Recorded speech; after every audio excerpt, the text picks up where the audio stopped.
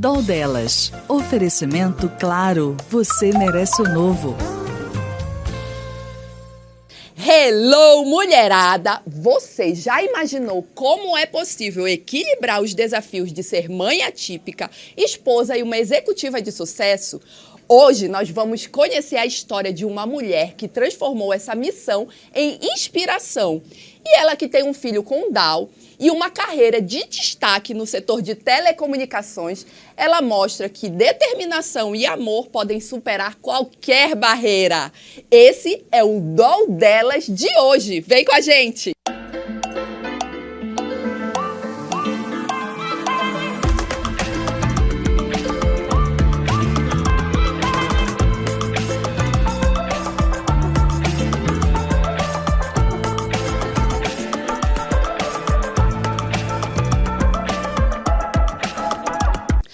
Paloma, seja muito bem-vinda e muito obrigada por aceitar o nosso convite. Fique à vontade para se apresentar e contar um pouco da sua história. Olá, internautas. Primeiro, obrigada pelo convite, né? Estou muito feliz de estar aqui hoje, de fazer parte desse hall de mulheres empoderadas, mulheres fortes.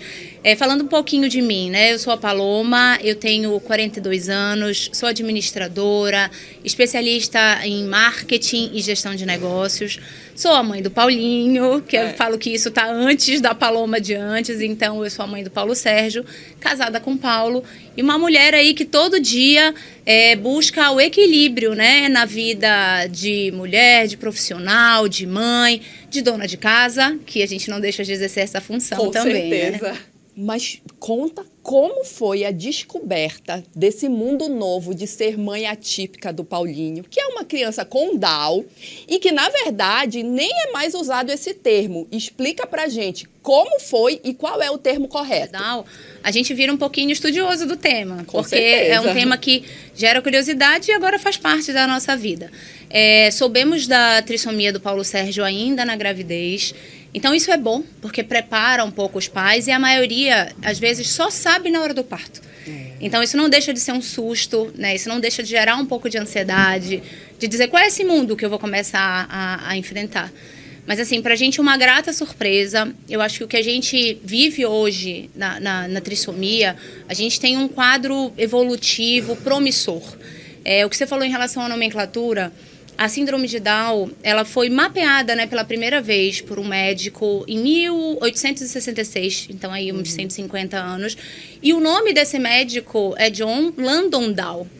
Então a síndrome de Down, ela recebe o nome dele. Certo. E aí ele, na época, entendeu ali características físicas que conciliavam ali aquelas pessoas que ele observou.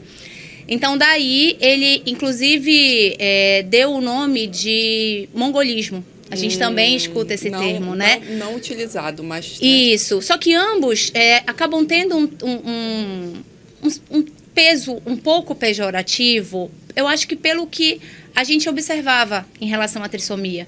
Então, a gente não via pessoas desenvolvidas, não viam pessoas inseridas, e aí isso sim ficou pejorativo, e aí a gente também deixa isso um pouco no passado.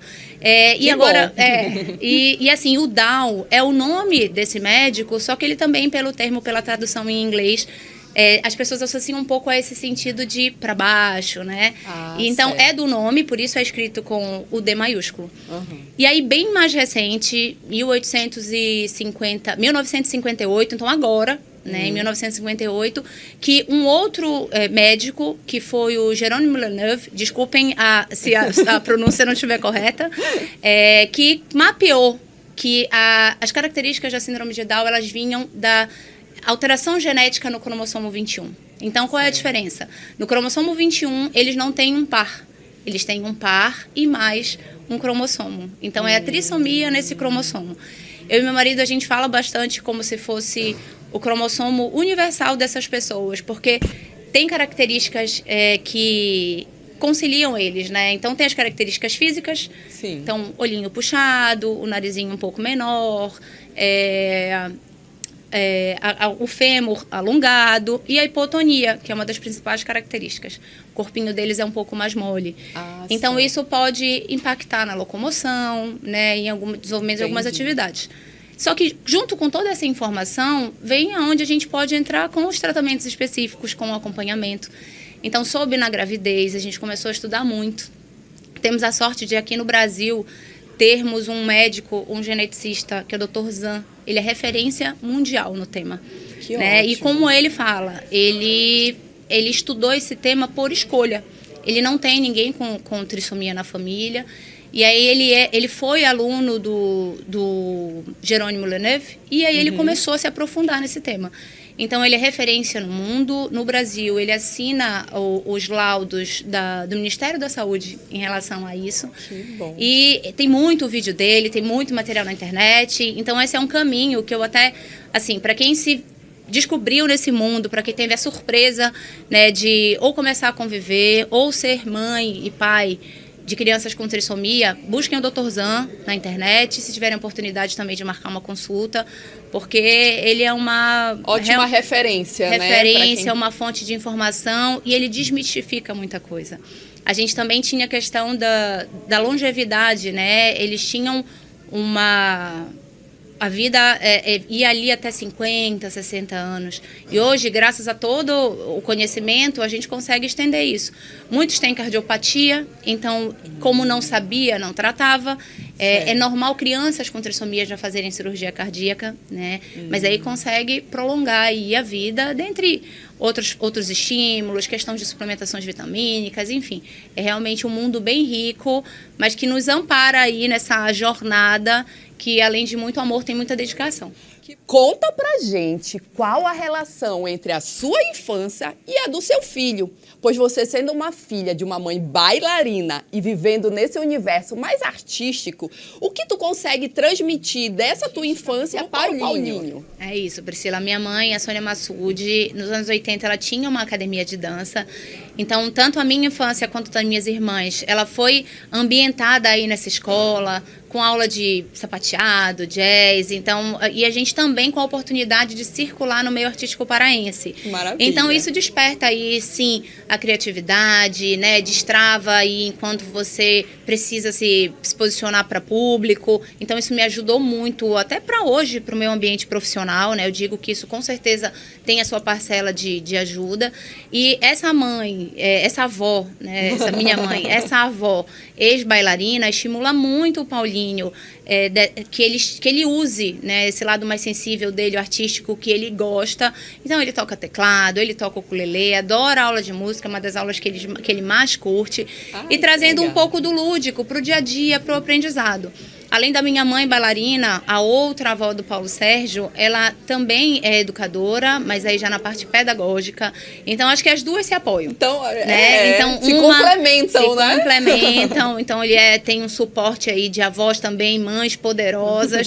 Então, uma como educadora física, a outra como educadora da parte de colégio, realmente. Então, elas trazem aí para ele um algo a mais, né? Então, e também com esse lúdico, que eu acho que deixa o dia a dia mais leve, que você consegue ali reforçar o aprendizado, que é muito importante para as crianças com trissomia, mas que a coisa seja mais fluida, né? Que não seja tão pesada.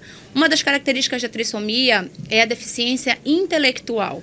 O que é a deficiência intelectual? Você tem ali um déficit, sim, um retardo no aprendizado. Certo. Então, não quer dizer que ele não vai aprender. Ele vai aprender, só vai demorar um pouquinho mais. Então, se você lê alguma coisa 3 vezes e aprende, talvez ele tenha que ler 6, 9, mas ele vai aprender. Né? Então, esse reforço que a gente tem que fazer depois do colégio, ele está indo aí agora para o 1º ano, então tem sim apoio de psicopedagoga, fono, a questão da terapeuta ocupacional e essas avós aí no apoio também no dia a dia, na rotina dele. Como é importante também ter essa rede de apoio, né? Isso é essencial pra gente, Priscila. O Paulinho é mineiro, então ele nasceu em uma das nossas passagens lá por Minas. Então, quando viemos para cá, sim, contribuiu, foi positivo na decisão o fato da minha família ficar aqui em Belém.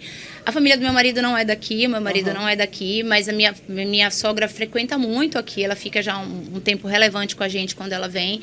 E aí, saber que eu tenho elas, né, além da estrutura da minha casa, para ficar mais tranquila. Porque, assim, de manhã eu faço aquele apanhado da rotina, faço a conferência, saio. Sim, depois eu volto trabalhar. Depois eu volto ao final do dia aí, né, então, sabendo que ele está seguro, que ele está seguindo a rotina dele, que eu tenho pessoas que eu confio, isso com certeza deixa a gente seguir aí a rotina do trabalho de forma mais tranquila, né? Paloma, você é um exemplo de força e determinação para todas nós.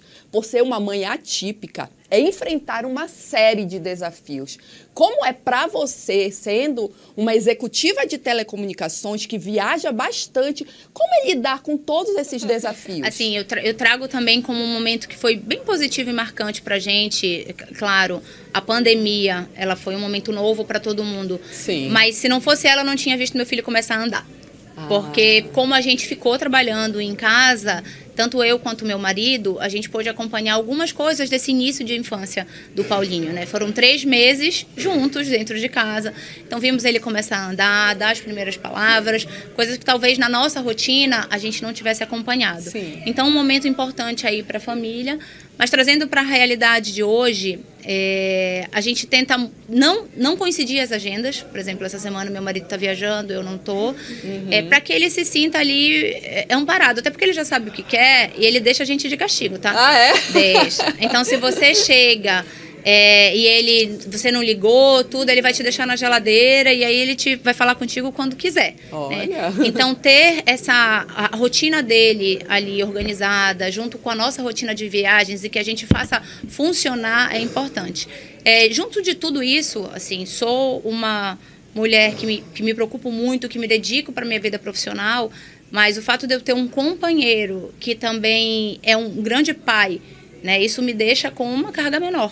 Sim. Porque quantas mães não enfrentam aí ter que descobrir essa vida, né, de ser atípica, mas sem o apoio. E sozinha. Né? Sozinha, sem o apoio. Como alguns pais, inclusive, abandonam, né, o relacionamento ou a criança quando descobrem ali alguma especificidade. Tanto as crianças com trissomia, quanto as crianças com TEA. Então, a gente valoriza muito essa estrutura, né, esse pilar familiar, que a gente sabe que é importante para a gente conduzir essa caminhada com o Paulinho de forma leve. Eu também falo que, assim, não é um peso para a gente a questão da trissomia, porque eu acho que assim, a questão do conhecimento, da dedicação, do quanto a gente vai se especializando para que ele tenha a autonomia que a gente busca, para que ele consiga ser uma criança feliz e futuramente um adulto realizado, a gente consegue ali conduzir de uma forma mais leve também essa rotina. Que bom, né? Porque é importante. E falando também dessas mulheres, porque graças a Deus tu tem a tua rede de apoio, tu tem o teu esposo, que vocês se organizam, mas tem muitas mulheres que passam por esses desafios, passam sozinhas.